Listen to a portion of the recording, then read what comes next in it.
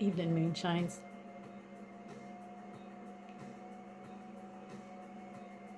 This is what I did tonight.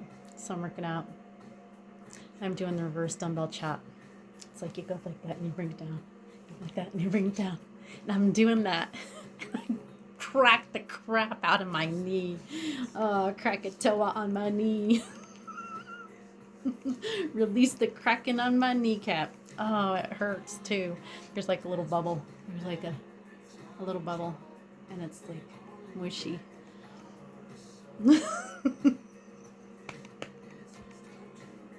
My daughter-in-law Chrissy told me one time, she's like, "You're the clumsiest person I know."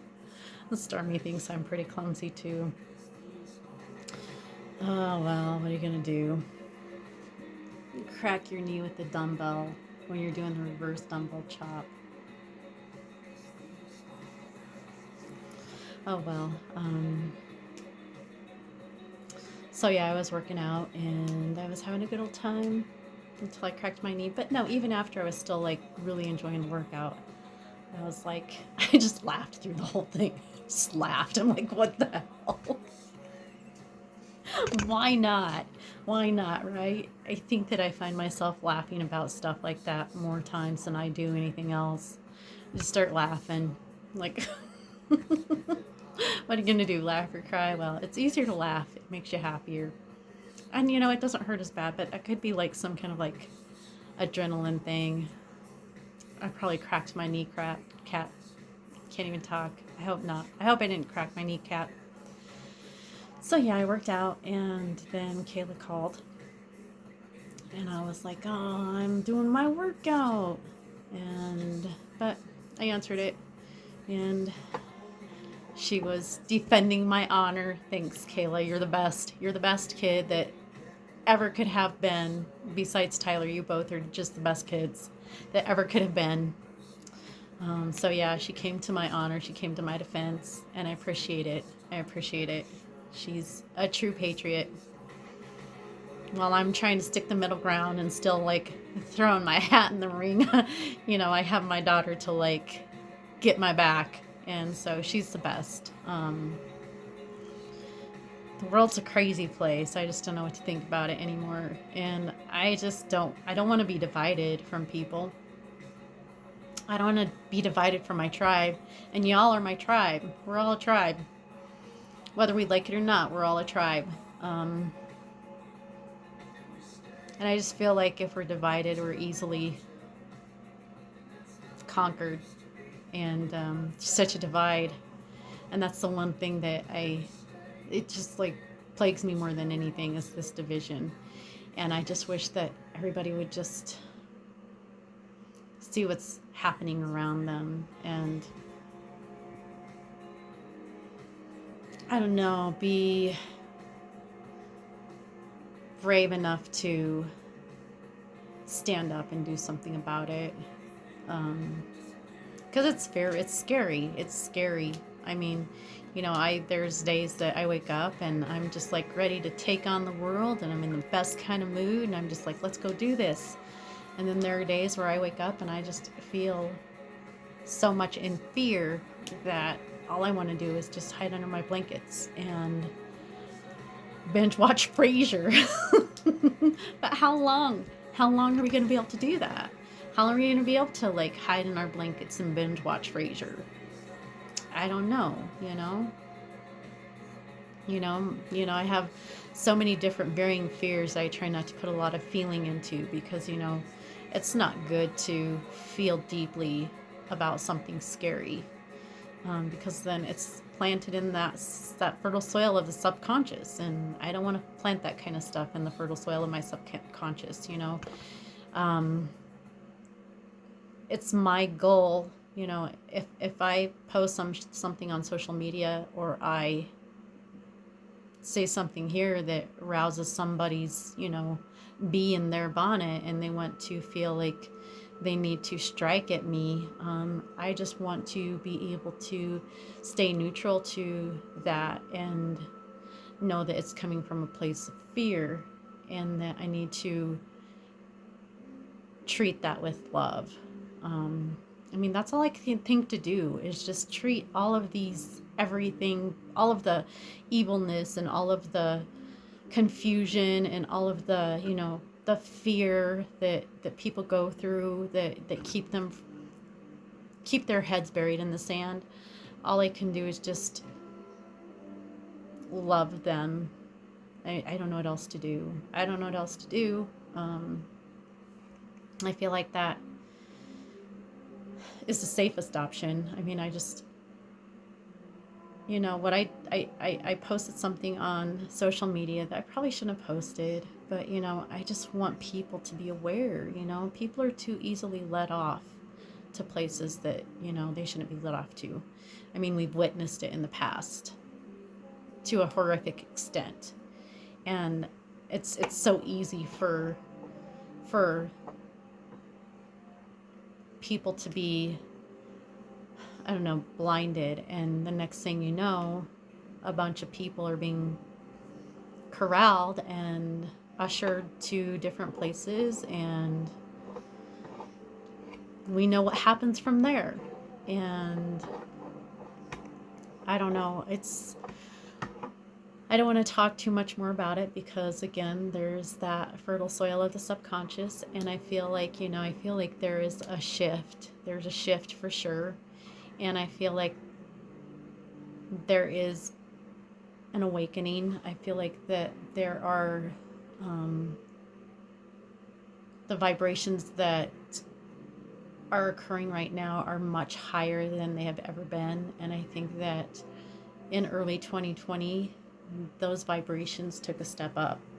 And I think this is the shaking off of the old. And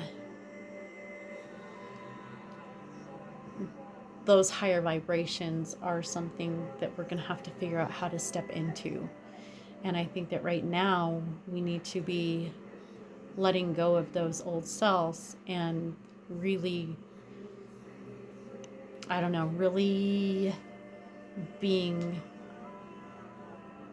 aware of those higher vibrations and doing what we can to step into those. I don't know. And I think that, it's difficult to do when so many people are so fearful about so many things. I mean, you have this group over here that are fearful of this pandemic. You have this group over here that are fearful of losing their freedoms, being afraid of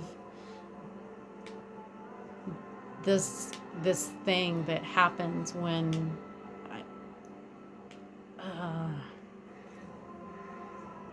I don't know, being afraid of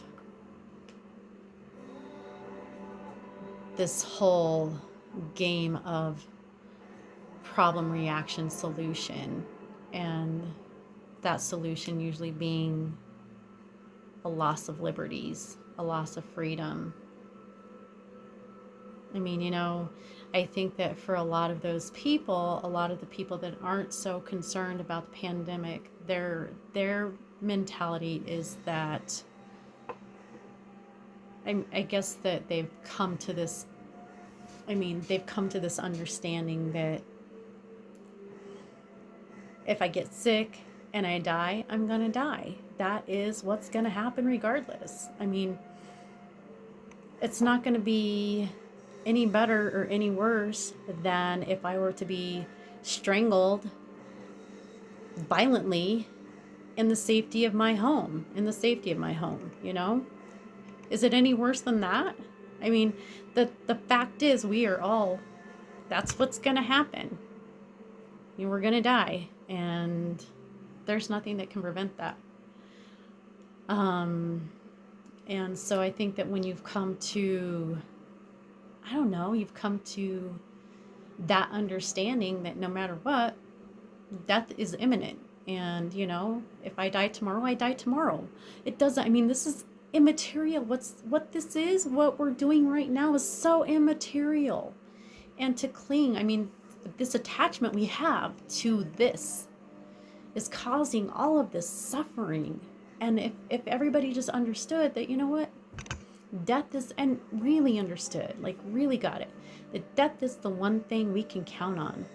That's the one solace in this life that we can count on, is that we will find freedom from this thing that so many of us are attached to.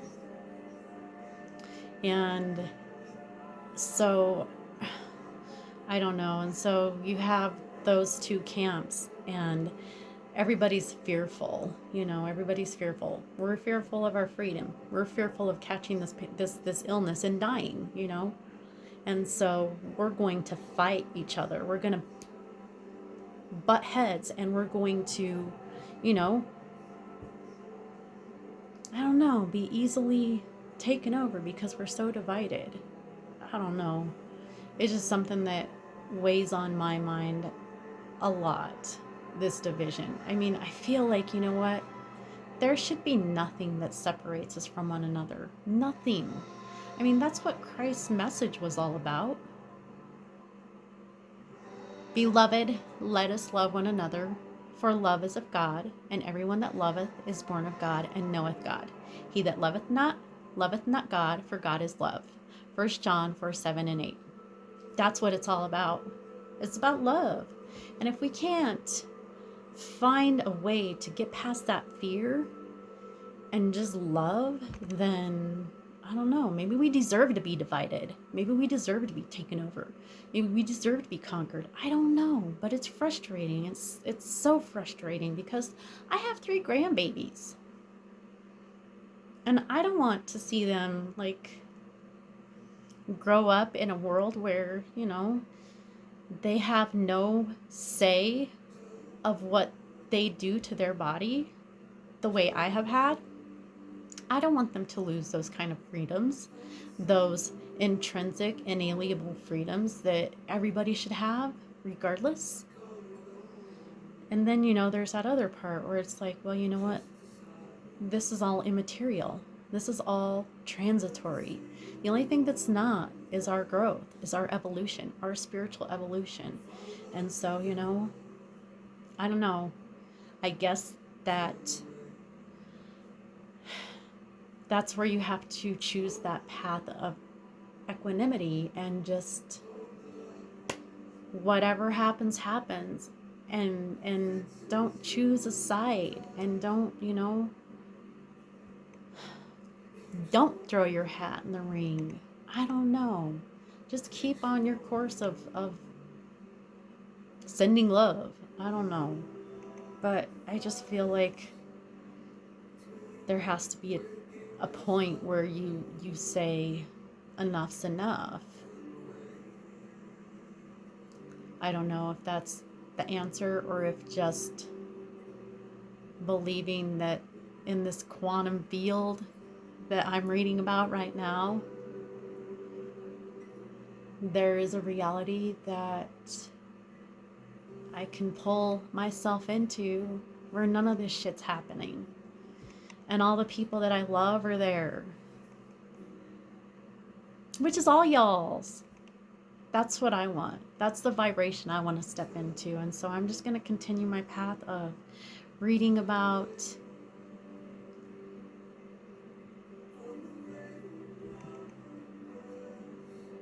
the habit of becoming not yourself. Then I guess that's what I'm going to do. And I'm going to figure out how to raise myself into that vibration where none of this shit's happening. I think I can do it. I believe I can do it.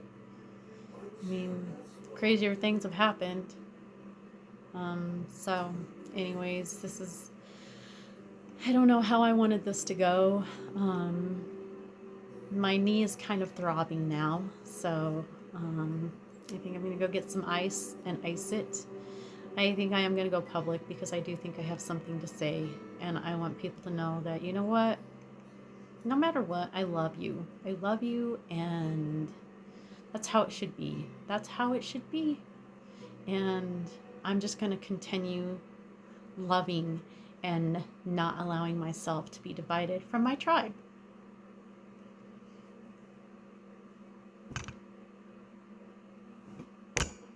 Because all y'all are my tribe. So, you guys have a great night. Live long and prosper. And don't forget to live abundantly.